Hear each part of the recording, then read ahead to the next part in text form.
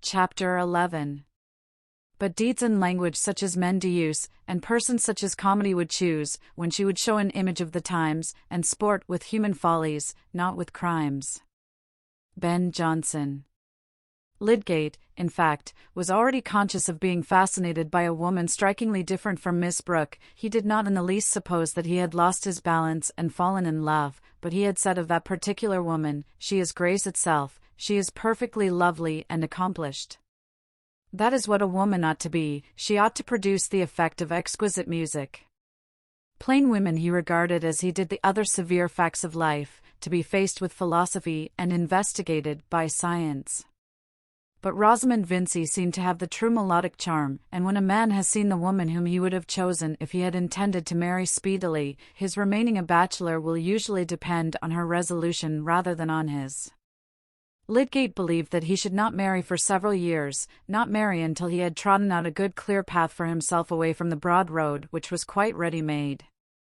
He had seen Miss Vincy above his horizon almost as long as it had taken Mr. Casaubon to become engaged and married, but this learned gentleman was possessed of a fortune, he had assembled his voluminous notes, and had made that sort of reputation which precedes performance, often the larger part of a man's fame.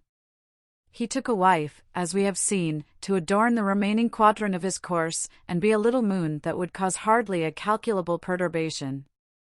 But Lydgate was young, poor, ambitious. He had his half-century before him instead of behind him, and he had come to Middlemarch bent on doing many things that were not directly fitted to make his fortune or even secure him a good income. To a man under such circumstances, taking a wife is something more than a question of adornment, however highly he may rate this, and Lydgate was disposed to give it the first place among wifely functions.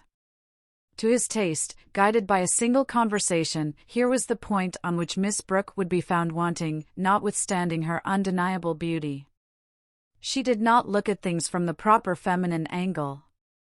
The society of such women was about as relaxing as going from your work to teach the second form, instead of reclining in a paradise with sweet laughs for bird notes, and blue eyes for a heaven. Certainly nothing at present could seem much less important to Lydgate than the turn of Miss Brooke's mind, or to Miss Brooke than the qualities of the woman who had attracted this young surgeon. But anyone watching keenly the stealthy convergence of human lots sees a slow preparation of effects from one life on another, which tells like a calculated irony on the indifference or the frozen stare with which we look at our unintroduced neighbor. Destiny stands by sarcastic with our dramatis personae folded in her hand. Old provincial society had its share of this subtle movement, had not only its striking downfalls, its brilliant young professional dandies who ended by living up an entry with a drab and 6 children for their establishment, but also those less marked vicissitudes which are constantly shifting the boundaries of social intercourse, and begetting new consciousness of interdependence. Some slipped a little downward, some got higher footing, people denied aspirates, gained wealth, and fastidious gentlemen stood for boroughs, some were caught in political currents, some in ecclesiastical, and perhaps found themselves surprisingly grouped in consequence, while a few personages or families that stood with rocky firmness amid all this fluctuation, were slowly presenting new aspects in spite of solidity, and altering with the double change of self and beholder. Municipal town and rural parish gradually made fresh threads of connection, gradually, as the old stocking gave way to the savings bank, and the worship of the solar guinea became extinct, while squires and baronets, and even lords who had once lived blamelessly afar from the civic mind, gathered the faultiness of closer acquaintanceship. Settlers, too, came from distant counties, some with an alarming novelty of skill, others with an offensive advantage in cunning. In fact, much the same sort of movement and mixture went on in Old England as we find in older Herodotus, who also, in telling what had been, thought it well to take a woman's lot for his starting point, though Io, as a maiden apparently beguiled by attractive merchandise, was the reverse of Miss Brooke, and in this respect perhaps bore more resemblance to Rosamond Vincy, who had excellent taste in costume, with that nymph-like figure and pure blondness which give the largest range to choice in the flow and color of drapery. But these things made only part of her charm. She was admitted to be the flower of Mrs. Lemon's school, the chief school in the county, where the teaching included all that was demanded in the accomplished female, even to extras, such as the getting in and out of a carriage. Mrs. Lemon herself had always held up Miss Vincy as an example. No pupil, she said, exceeded that young lady for mental acquisition and propriety of speech, while her musical execution was quite exceptional. We cannot help the way in which people speak of us, and probably if Mrs. Lemon had undertaken to describe Juliet or Imogen, these heroines would not have seemed poetical. The first vision of Rosamond would have been enough with most judges to dispel any prejudice excited by Mrs. Lemon's praise. Lydgate could not be long in Middlemarch without having that agreeable vision, or even without making the acquaintance of the Vincy family, for though Mr. Peacock, whose practice he had paid something to enter on, had not been their doctor, Mrs. Vincy not liking the lowering system adopted by him, he had many patients among their connections and acquaintances. For who of any consequence in Middlemarch was not connected or at least acquainted with the Vincys? They were old manufacturers, and had kept a good house for 3 generations, in which there had naturally been much intermarrying with neighbours more or less decidedly genteel. Mr. Vincey's sister had made a wealthy match in accepting Mr. Bulstrode, who, however, as a man not born in the town, and altogether of dimly known origin, was considered to have done well in uniting himself with a real Middlemarch family. On the other hand, Mr. Vincy had descended a little, having taken an innkeeper's daughter. But on this side too there was a cheering sense of money, for Mrs. Vincey's sister had been second wife to rich old Mr. Featherstone, and had died childless years ago, so that her nephews and nieces might be supposed to touch the affections of the widower. And it happened that Mr. Bulstrode and Mr. Featherstone, 2 of Peacock's most important patients, had, from different causes, given an especially good reception to his successor, who had raised some partisanship as well as discussion. Mr. Wrench, medical attendant to the Vincy family, very early had grounds for thinking lightly of Lydgate's professional discretion, and there was no report about him which was not retailed at the Vincys, where visitors were frequent. Mr. Vincy was more inclined to general good fellowship than to taking sides, but there was no need for him to be hasty in making any new man acquaintance. Rosamond silently wished that her father would invite Mr. Lydgate. She was tired of the faces and figures she had always been used to, the various irregular profiles and gaits and turns of phrase distinguishing those Middlemarch young men whom she had known as boys. She had been at school with girls of higher position, whose brothers, she felt sure, it would have been possible for her to be more interested in, than in these inevitable Middlemarch companions. But she would not have chosen to mention her wish to her father, and he, for his part, was in no hurry on the subject. An alderman about to be mayor must by and by enlarge his dinner parties, but at present there were plenty of guests at his well-spread table. That table often remained covered with the relics of the family breakfast long after Mr. Vincy had gone with his second son to the warehouse, and when Miss Morgan was already far on in morning lessons with the younger girls in the schoolroom. It awaited the family laggard, who found any sort of inconvenience, to others, less disagreeable than getting up when he was called. This was the case one morning of the October in which we have lately seen Mr. Casaubon visiting the Grange, and though the room was a little overheated with the fire, which had sent the spaniel panting to a remote corner, Rosamond, for some reason, continued to sit at her embroidery longer than usual, now and then giving herself a little shake, and laying her work on her knee to contemplate it with an air of hesitating weariness. Her mamma, who had returned from an excursion to the kitchen, sat on the other side of the small work-table with an air of more entire placidity, until, the clock again giving notice that it was going to strike, she looked up from the lace-mending which was occupying her plump fingers and rang the bell. "Knock at Mr. Fred's door again, Pritchard, and tell him it has struck 10:30. This was said without any change in the radiant good humor of Mrs. Vincy's face, in which 45 years had delved neither angles nor parallels, and pushing back her pink cap-strings, she let her work rest on her lap, while she looked admiringly at her daughter. "Mamma," said Rosamond, "when Fred comes down, I wish you would not let him have red herrings. I cannot bear the smell of them all over the house at this hour of the morning." "Oh, my dear, you are so hard on your brothers." "It is the only fault I have to find with you. You are the sweetest temper in the world, but you are so tetchy with your brothers." "Not tetchy, mamma, you never hear me speak in an unladylike way." "Well, but you want to deny them things. Brothers are so unpleasant." "Oh, my dear, you must allow for young men." Be thankful if they have good hearts. A woman must learn to put up with little things. You will be married someday. Not to anyone who is like Fred. Don't decry your own brother, my dear. Few young men have less against them, although he couldn't take his degree. I'm sure I can't understand why, for he seems to me most clever. And you know yourself, he was thought equal to the best society at college. So particular as you are, my dear, I wonder you are not glad to have such a gentlemanly young man for a brother. You are always finding fault with Bob because he is not Fred. Oh no, Mamma, only because he is Bob. Well, my dear, you will not find any Middlemarch young man who has not something against him. But, here Rosamond's face broke into a smile which suddenly revealed 2 dimples. She herself thought unfavorably of these dimples and smiled little in general society. But I shall not marry any Middlemarch young man. So it seems, my love, for you have as good as refused the pick of them, and if there's better to be had, I'm sure there's no girl better deserves it. Excuse me, Mamma, I wish you would not say, the pick of them. Why, what else are they? I mean, Mamma, it is rather a vulgar expression.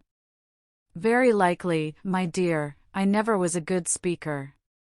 What should I say? The best of them. Why, that seems just as plain and common. If I had had time to think, I should have said, the most superior young men. But with your education you must know. What must Rosie know, mother? Said Mr. Fred, who had slid in unobserved through the half-open door while the ladies were bending over their work, and now going up to the fire stood with his back towards it, warming the soles of his slippers. Whether it's right to say superior young men, said Mrs. Vincey, ringing the bell. Oh, there are so many superior teas and sugars now. Superior is getting to be shopkeepers' slang. Are you beginning to dislike slang, then? Said Rosamond, with mild gravity. Only the wrong sort. All choice of words is slang. It marks a class. There is correct English, that is not slang. I beg your pardon, correct English is the slang of prigs who write history and essays. And the strongest slang of all is the slang of poets. You will say anything, Fred, to gain your point. Well, tell me whether it is slang or poetry to call an ox a leg plater. Of course you can call it poetry if you like. Aha, Miss Rosie, you don't know Homer from slang. I shall invent a new game. I shall write bits of slang and poetry on slips, and give them to you to separate. Dear me, how amusing it is to hear young people talk, said Mrs. Vincey, with cheerful admiration. Have you got nothing else for my breakfast, Pritchard? Said Fred, to the servant who brought in coffee and buttered toast, while he walked round the table surveying the ham, potted beef, and other cold remnants, with an air of silent rejection and polite forbearance from signs of disgust. Should you like eggs, sir? Eggs, no. Bring me a grilled bone. Really, Fred, said Rosamond, when the servant had left the room, if you must have hot things for breakfast, I wish you would come down earlier. You can get up at 6 o'clock to go out hunting. I cannot understand why you find it so difficult to get up on other mornings. That is your want of understanding, Rosie. I can get up to go hunting because I like it. What would you think of me if I came down 2 hours after everyone else and ordered grilled bone? I should think you were an uncommonly fast young lady, said Fred, eating his toast with the utmost composure. I cannot see why brothers are to make themselves disagreeable, any more than sisters. I don't make myself disagreeable, it is you who find me so. Disagreeable is a word that describes your feelings and not my actions. I think it describes the smell of grilled bone. Not at all. It describes a sensation in your little nose associated with certain finicking notions which are the classics of Mrs. Lemon's school. Look at my mother, you don't see her objecting to everything except what she does herself. She is my notion of a pleasant woman. Bless you both, my dears, and don't quarrel, said Mrs. Vincey, with motherly cordiality. Come, Fred, tell us all about the new doctor. How is your uncle pleased with him? Pretty well, I think. He asks Lydgate all sorts of questions and then screws up his face while he hears the answers, as if they were pinching his toes. That's his way. Ah, here comes my grilled bone. But how came you to stay out so late, my dear? You only said you were going to your uncle's. Oh, I dined at Plymdale's. We had whist. Lydgate was there too. And what do you think of him? He is very gentlemanly, I suppose. They say he is of excellent family, his relations quite county people. Yes, said Fred. There was a Lydgate at John's who spent no end of money. I find this man is a second cousin of his. But rich men may have very poor devils for second cousins. It always makes a difference, though, to be of good family, said Rosamond, with a tone of decision which showed that she had thought on the subject. Rosamond felt that she might have been happier if she had not been the daughter of a Middlemarch manufacturer. She disliked anything which reminded her that her mother's father had been an innkeeper. Certainly anyone remembering the fact might think that Mrs. Vincey had the air of a very handsome good-humoured landlady, accustomed to the most capricious orders of gentlemen. I thought it was odd his name was Tertius, said the bright-faced matron, but of course it's a name in the family. But now, tell us exactly what sort of man he is. Oh, tallish, dark, clever, talks well, rather a prig, I think. I never can make out what you mean by a prig, said Rosamond. A fellow who wants to show that he has opinions. Why, my dear, doctors must have opinions, said Mrs. Vincey. What are they there for else? Yes, mother, the opinions they are paid for. But a prig is a fellow who is always making you a present of his opinions. I suppose Mary Garth admires Mr. Lydgate, said Rosamond, not without a touch of innuendo. Really, I can't say, said Fred, rather glumly, as he left the table, and taking up a novel which he had brought down with him, threw himself into an armchair. If you are jealous of her, go oftener to Stone Court yourself and eclipse her. I wish you would not be so vulgar, Fred. If you have finished, pray ring the bell. It is true, though, what your brother says, Rosamond, Mrs. Vincey began, when the servant had cleared the table. It is 1,000 pities you haven't patience to go and see your uncle more, so proud of you as he is, and wanted you to live with him. There's no knowing what he might have done for you as well as for Fred. God knows, I'm fond of having you at home with me, but I can part with my children for their good. And now it stands to reason that your Uncle Featherstone will do something for Mary Garth. Mary Garth can bear being at Stone Court, because she likes that better than being a governess, said Rosamond, folding up her work. I would rather not have anything left to me if I must earn it by enduring much of my uncle's cough and his ugly relations. He can't be long for this world, my dear, I wouldn't hasten his end, but what with asthma and that inward complaint, let us hope there is something better for him in another. And I have no ill will towards Mary Garth, but there's justice to be thought of. And Mr. Featherstone's first wife brought him no money, as my sister did. Her nieces and nephews can't have so much claim as my sisters. And I must say I think Mary Garth a dreadful plain girl, more fit for a governess. Everyone would not agree with you there, mother, said Fred, who seemed to be able to read and listen too. Well, my dear, said Mrs. Vincey, wheeling skilfully, if she had some fortune left her, a man marries his wife's relations, and the Garths are so poor, and live in such a small way. But I shall leave you to your studies, my dear, for I must go and do some shopping. Fred's studies are not very deep, said Rosamond, rising with her mamma, he is only reading a novel. Well, by and by he'll go to his Latin and things, said Mrs. Vincey, soothingly, stroking her son's head. There's a fire in the smoking room on purpose.